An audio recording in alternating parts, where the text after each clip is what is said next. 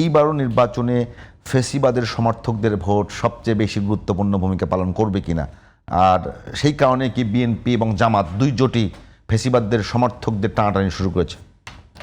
ধন্যবাদ আপনাকে। এটা তো খুব স্বাভাবিক। প্রথম কথা হলো, ফেসিবাদ বলতে আমরা কাকে বুঝা? যারা তারাইছি। আওয়ামী লীগ সরকার ফেসিবাদ ছিল, সোজা বাংলা, এটা কঠিন কিছু নাই। এখন প্রশ্ন হচ্ছে যে একসময় বাংলাদেশের শুধু লড়াই ছিল আওয়ামী লীগ বনাম বিএনপি, শুধুই আওয়ামী লীগ আর বিএনপি। তখন কিন্তু তৃতীয় ব্যক্তি ছিল জামাত। তাকে যে কাছে নিতে পারতো তারা উইন করত। তৃতীয় ব্যক্তি জামাত কেন?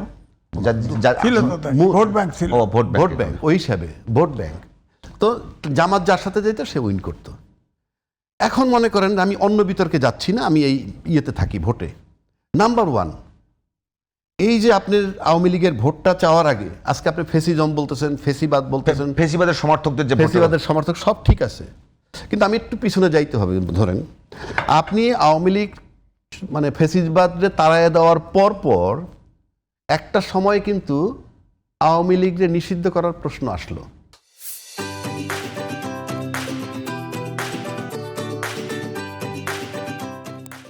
আওয়ামী লীগকে নিষিদ্ধ করার প্রশ্ন আসলো, কারা আনলো? ছাত্ররাই আনলো, নিষিদ্ধ করতে হবে, দাবি তুললো।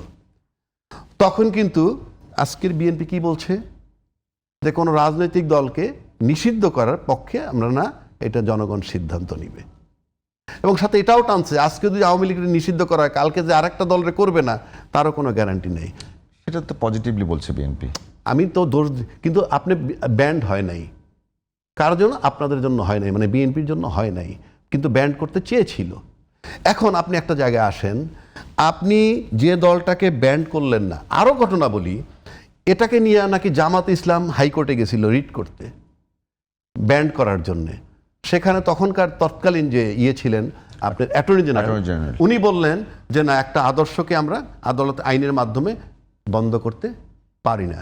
তার মানে কি? উনিও চাননি। উনি কে? তখন যাই হোক, এখন কিন্তু উনি বিএনপির টিকেটে মনোনীত করছেন।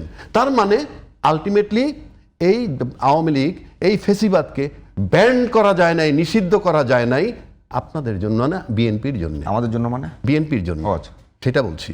তো এই যে ব্যান্ড করা গেল না, আজকে আমরা ফেসিজম তারা বলতেছি, তাই ফেসিবাদে ব্যান্ড করতে অসুবিধাটা কোথায় ছিল? দলমত নির্বিশেষে সবাই, কিন্তু আমরা সেটা ব্যান্ড করিনি। আবার আজকে আমরা তার ভোট নিয়ে কারাকারি করতেছি, মানে কি? তো একই জিনিস হইল, মানে ফেসিজমরা আসতে পারবে না, ব্যান্ডও করলাম না, ব্যান্ড করতে দিলাম না। আমরা ছাত্ররা গেছিল হাসনাত আবদুল্লাহ গংরা, আমরা ব্যান্ড করতে দিলাম না, কিন্তু ভোট চাচ্ছি। ঠিক আছে, সব তর্ক বাদ দিলাম, এইবার আসেন ভোটে। নাম্বার ওয়ান, আওয়ামী লীগের যে বৈশিষ্ট্য, তাতে কাউকে ভোট দেওয়ার কথা না। তা দলের ক্যাম্পেইন শুরু করেছে নো ভোট নো ভোট। হ্যাঁ, নর্মালি দেওয়ার কথা না, ঘরে বসে থাকবে, ফাইন। কিন্তু যদি ভোট দেয়, এই তো প্রশ্ন, ভোট যদি দেয়, তারা নাম্বার ওয়ান, সে ভাববে যে কাকে ভোট দিলে আমার বিরুদ্ধে যে বিচার আচার হচ্ছে সেখান থেকে আমি মুক্তি পাব। অর্থাৎ রায় হইছে কিন্তু কার্যকর হবে না, এটা তার মাথায় থাকতে পারে। এবং এই আন্ডারস্ট্যান্ডিং কারোর সাথে হয় কি না? যদি, আমি কিন্তু বারবার বলছি তারা ভোট দিবে না, যদি দেয় তাহলে একমাত্র এই আন্ডারস্ট্যান্ডিং যাদের সাথে হবে তাদেরকে দিলে দিতেও পারে। এখন তারা কারা সেটা জানবেই দুই দল জোট, যে কার সাথে কি আন্ডারস্ট্যান্ডিং হচ্ছে আমি বাইরের থেকে জানতে পারবো না। এক।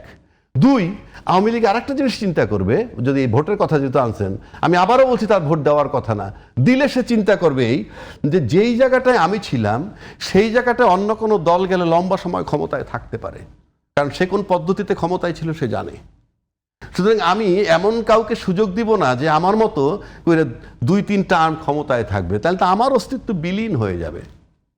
শুধু সেটাও সে বিবেচনায় নিবে যে তার জায়গা যাতে কেউ দখল করতে না পারে, যেই কায়দায় সে 15 বছর ক্ষমতায় ছিল টানা, এইরকম কোনো দলও সে চাইবে না। যে একেবারে বিকল্প আওয়ামী লীগ যদি পেয়ে যায় তাহলে কিন্তু আওয়ামী লীগের যবনিকাপাত হয়ে যাবে। অর্থাৎ আপনি তো দল খুঁজেন, মানে আওয়ামী লীগের বিকল্প হুবহু যদি কেউ পেয়ে যায় কোনো শক্তি, তখন ভাববে আমার আওয়ামী লীগ দরকার নাই, কারণ রাজনীতিতে প্রেম বলতে কিছু নাই। সুতরাং এই সব কিছু বিবেচনায় নিবে আওয়ামী লীগ। যদি ভোট দেয় কাউকে, প্রথম তার নিজের সেফটি চিন্তা করবে যে আমার বিরুদ্ধে মৃত্যুদণ্ড হয়েছে, আমার লোকের দণ্ড হয়েছে, সেইটাকে ডিলে করবে কারা, এটা যেমন ভাবতে পারে।